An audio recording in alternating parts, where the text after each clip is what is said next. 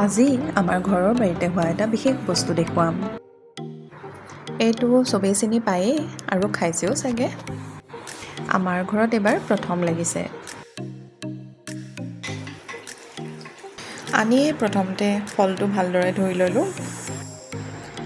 চাওঁ এতিয়া ইয়াৰ সোৱাদটো কেনেকুৱা বা হয়। দেখিবলৈ কিন্তু বৰ ধুনীয়া হৈছে, এতিয়া খাবলৈ বা কেনেকুৱা হয়।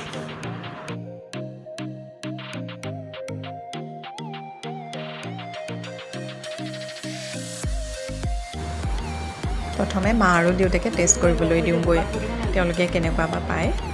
মইতো টেষ্ট কৰিমেই বাৰু।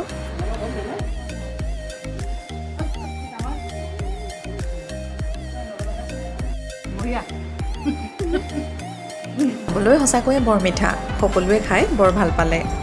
আজিলৈ আহোঁ পুনৰ লগ পোৱাৰ প্ৰতিশ্ৰুতি।